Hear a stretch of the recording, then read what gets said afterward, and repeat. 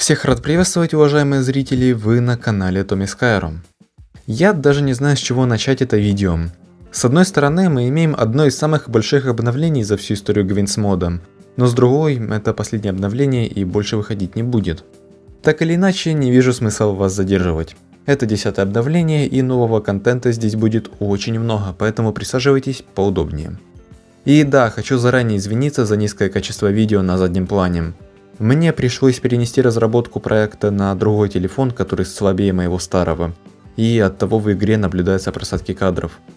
В любом случае, приятного просмотра. Начнем с той вещи, на которую я потратил больше всего времени и рассудка. Строительные пропы разных форм и размеров. Конечно, из-за особенностей Gwyn's процесс постройки очень сложный, но тем не менее теперь у вас есть такая возможность. Они есть в форме кубов, палок, плит, труб, кругов, треугольников, лифта и так далее.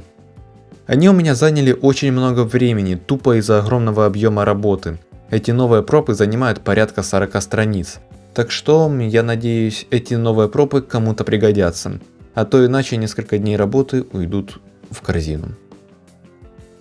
Не отходя от темы пропов, каждая категория пропов обзавелась несколькими страницами нового контента. Вместе со строительными пропами были добавлены и разные материалы, такие как металл, стекло, окна, металлические каркасы и дерево. Во вкладку пропов из Half-Life было добавлено 5 страниц новых пропов, некоторые из которых включают в себя новую мебель, всякие кастрюли, чайники, ведра и прочее. Хочу отдельно отметить вкладку с рэгдоллами. Их применение в этой игре довольно ограничено, учитывая, что в Gwyn's нету такого же инструментария, как в Garry's моде. Но вы просили, я добавил. Также было добавлено много пропов из КСС, такие как картины, еще картины, всякий хлам, снеговик и так далее. Ну и в пропах из Garry's появилось несколько новых экспонатов. В конечном итоге в игре стало намного больше пропов для всех ваших нужд. От пропов перейдем к полноценным новым функциям из вкладки «Разное». Начнем с того, что кнопка инструментов была полностью переработана. Теперь это тулган. Когда вы заходите в это меню, то у вас в руках появляется тулган, и при нажатии кнопок в меню проигрываются его звуки. К сожалению, это лишь визуальное изменение. Тулганом нельзя пользоваться как оружием, и он пропадает, если закрыть это меню. Кроме этого, здесь появилось гораздо больше всяких инструментов. Теперь тут можно менять цвет объектам, поджигать вещи. Также сюда переехали некоторые старые функции по типу увеличивателя. Одной из главных фишек тулгана я считаю управление NPC. Вы можете замораживать их на месте или указывать, куда им идти, и это довольно прикольно. Кстати, интересный факт. Вы знали, что звуки выстрела из тулгана были взяты из пулемета моторной лодки? Конкретно звуки последнего выстрела.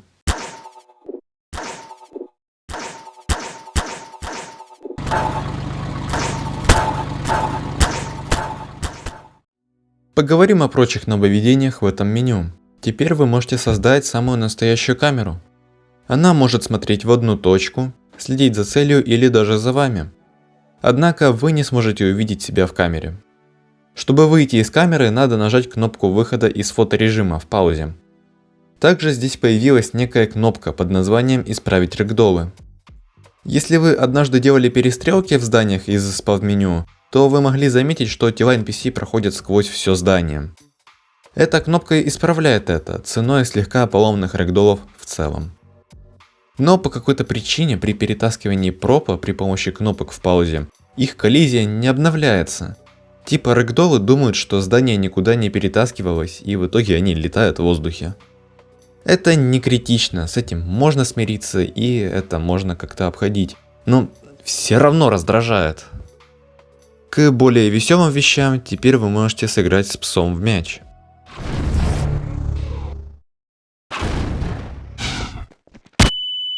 Ну и также вскользь упомяну изменение гравитации, дружественный огонь, изменение скорости игрока и возможность раздать вашему отряду шапки Санты. Главное меню и пауза тоже претерпели некоторых изменений. Если вы зайдете в новую версию Gwyn's, то вы можете заметить, что крутые задние фоны куда-то пропали. Дело в том, что они по какой-то причине вызывали вылет игры у значительной части игроков, и я, честно, вообще не пойму, что там такого в этих задниках. Так что я их удалил, и если у вас в прошлом игра вылетала прямо при запуске, то попробуйте скачать новую версию. И да, если вы хотите вернуть старые фоны обратно, то вы можете их скачать в эдакой мастерской из моего Google диска. Также добавил кнопку с информацией, которая объясняет, что такое GWinsMod, и также там есть ссылка на мой YouTube канал. Но вы не обращайте внимания на две кнопки закрыть, здесь нет никакого скрытого смысла. В паузе появилась новая кастомная кнопка. Ее фишка в том, что вы можете назначить ее функцию прямо в меню. На нее можно назначить включение камеры, бессмертие, фоторежим и вы сами видите. Теперь давайте поговорим о новых NPC, а также улучшения, которые их затрагивают. Во вкладке сопротивления появились медик, который может вас лечить, а также турель повстанцев, которая стреляет в комбайнов. Что интересно, у них есть два скина, прямо как во втором эпизоде. Во вкладке комбайнов появилась безобидная ролевая мина. Не знаю, зачем она кому-то может пригодиться, но держите. Выдача оружия NPC была улучшена. Теперь любому NPC можно выдать любое оружие, без каких-либо ограничений.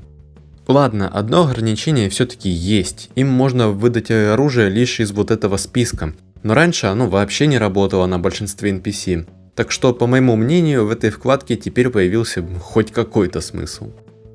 А еще теперь вы можете спавнить дружелюбных и враждебных кастомных NPC. Но титул главной звезды сегодняшнего шоу все-таки идет Nextbot'ам. Мне удалось сделать довольно правдоподобную реализацию Nextbot'ов, что я раньше считал невозможным сделать. Они сделаны на базе муравьиных стражей, так что при должной сноровке от них можно уворачиваться и не получать ударов вообще. А еще их искусственный интеллект довольно тупой, они будут часто терять вас из поля зрения. Тем не менее, они выглядят близко к оригиналу, у каждого из них играет своя уникальная музыка, а также среди них есть анимированные экземпляры. Вот их полный список. Как обычно, новое обновление в себя включает новые карты и новые модельки для NPC. Все из них были добавлены по вашим запросам в комментариях, но так как это последнее обновление, я больше не буду добавлять новые карты. Так или иначе, давайте пройдемся по каждой из добавленных карт. Первая новая карта — это магазин 7-Eleven посреди гор. Это, конечно, странная локация для магазина, но эта карта была довольно популярна в прошлом, так что я ее решил добавить. Из интересного здесь есть футбольное поле, железнодорожная станция, небольшой бассейн и страшный подвал. Еще есть ночная версия этой карты. Дальше идет легендарная улица Рощи на уровне грунтоместоположения из GTA Сунь в Андреем, или же по-русски Гроув-стрит из GTA San Andreas. Тут есть вот такой прикольный вертолет, на котором можно полетать. Да, мне больше нечего сказать про эту карту. Дальше у нас на очереди госпиталь Never Lose Hope из мода на второй Half-Life под названием Nightmare House 2. Это, мягко говоря, довольно-таки большая карта заброшенного госпиталя. Здесь царит мрачная атмосфера, и эту карту интересно и поисследовать. Следующая карта — отель из Left 4 Dead 2, компания Мертвый Центр. Выглядит красиво и роскошно, но некоторые части карты выглядят пустовато, не говоря уже о том, что много частей комнат повторяются и выглядят совершенно одинаково. Еще есть версия карты после эпидемии зомби-вируса. Далее идет карта небольших японских ночных переулков. Особо нечего сказать по этой карте, везде светятся яркие неоновые вывески, и тут еще есть станция метро. Следующая карта явно зайдет фанатам эстетики сталкера и подобных игр, ведь это огромная карта комплексов лабораторий Крот. Сказать, что эта карта огромная, это ничего не сказать. Изначально вы спавнитесь на улице, здесь есть куча военной техники и огромных ворот. Некоторые лифты ведут вас в подземелья, которые составляют большую часть карты. Сами подземелья местами довольно темные и мрачные, порой идут мурашки по коже. Иногда здесь встречаются сами лаборатории Крот. В общем, карта очень годная, но требовательная. Дальше у нас идет еще одна карта лаборатории в двух вариациях.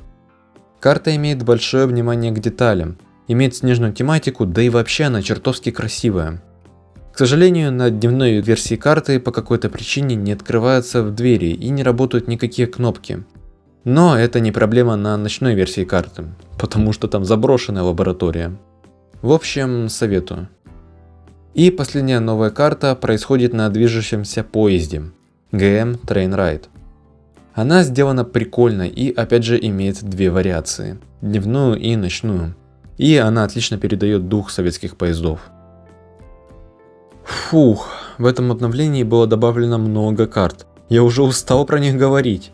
Но давайте еще быстро пройдемся по новым NPC. Были добавлены 8 NPC ученых, 4 мужских и 4 женских персонажа. Гордон Фриман был расширен и теперь доступен в новых вариациях. В новом костюме, в форме гражданина, а также в халате ученого. Ну и обычный вариант тоже никуда не делся. И у каждого варианта есть версия без очков. Дальше у нас на очереди NPC-охранник с лицом Барни. И последний новый добавленный NPC это Санта-Клаус. Ну что ж, напоследок обсудим всякие мелкие фишки, которые недостойны своей категории видео, но хорошо подходят в одну большую. Во вкладке Entity теперь можно заспавнить ящики с патронами, а также сами патроны. Был добавлен один новый вид транспорта – элитные багги, которая выглядит очень круто. Теперь вы можете убрать все оружие у себя в инвентаре одной кнопкой. Люди, которые уже раньше играли в Gwinsmod, уже давно могли заметить одну небольшую деталь. Большинство иконок и некоторые надписи по всему спавн-меню были переделаны, надеюсь, в лучшую сторону. Раньше они из себя представляли пиксельное месиво. Порой я сам удивляюсь, как у меня вышло их сделать настолько плохими. Теперь же они выглядят намного более приятными глазу. Также я поменял некоторые кнопки местами, чтобы самые часто используемые кнопки были в начале списка, но это касается только страницы с кастомными NPC и всякими приколюхами. Версия Source Engine была обновлена до последней версии. В основном это было сделано, чтобы исправить надоедливый баг, когда игра после сворачивания превращается в черный экран. Ну и также было сделано множество всяких мелких исправлений, изменений и нововведений, которые я не стану упоминать. Инструкция по установке. Скажу сразу, что мод довольно-таки требовательный, но я тестировал на телефонах Poco M4 Pro и Oppo Find X3 Lite, и на этих устройствах игра идет нормально, по крайней мере играбельно. Однако учтите, что во время установки у вас должно быть 6 или 7 гигабайт свободного места, а сам мод весит 4 гигабайта без карт. Если же у вас все подходит, то идем дальше. Скачиваем архив по ссылке в описании и открываем его любым файловым менеджером. Можете воспользоваться тем, которым пользуюсь я, ссылка на него тоже будет в описании. Устанавливаем APK файл. Во время установки оно будет писать, что это якобы подозрительное приложение. Это ложное срабатывание, просто нажмите подробнее и все равно установить. Если у вас выскакивает ошибка, мол оно конфликтует с уже существующим пакетом, дело в том, что APK представляет из себя Source Engine версии 1.17. Моя версия отличается лишь названием и иконками, так что вы можете использовать свою версию Source Engine, если хотите. Потом надо распаковать сами файлы мода. Копируем папку Source Engine и вставляем ее куда вам удобно. Я рекомендую это делать в корне устройства, прям вот здесь.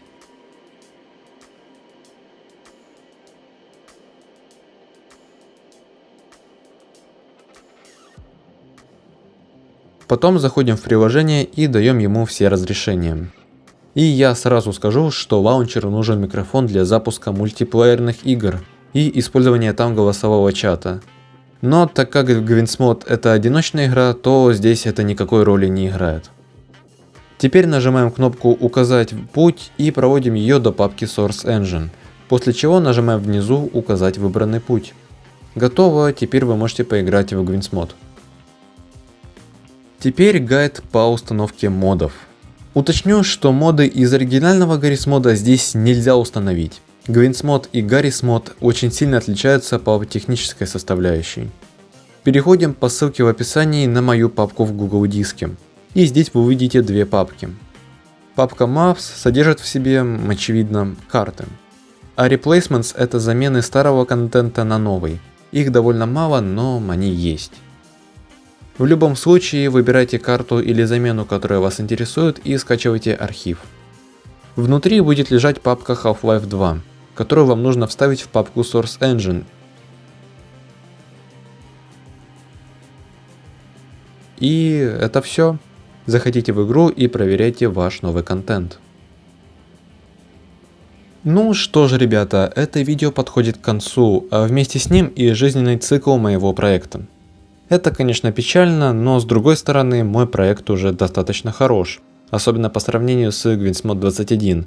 И это было бы невозможно без вас, поэтому я бы хотел бы всех вас поблагодарить за вашу поддержку и за то, что вы следили за этим проектом. Дальше выйдет видеообзор на Gwyn's Mod в принципе, который подытожит все эти годы разработки, и оно будет предназначено для зрителя, который прежде не играл в Gwyn's Mod. Надеюсь, вам понравилось. Ставьте лайки или дизлайки, оставляйте комментарии, если хотите высказать свое мнение, ну и подписывайтесь на канал, если вам интересно мое творчество. Ну а вы были на канале Tommy Skyro, увидимся в следующем видео.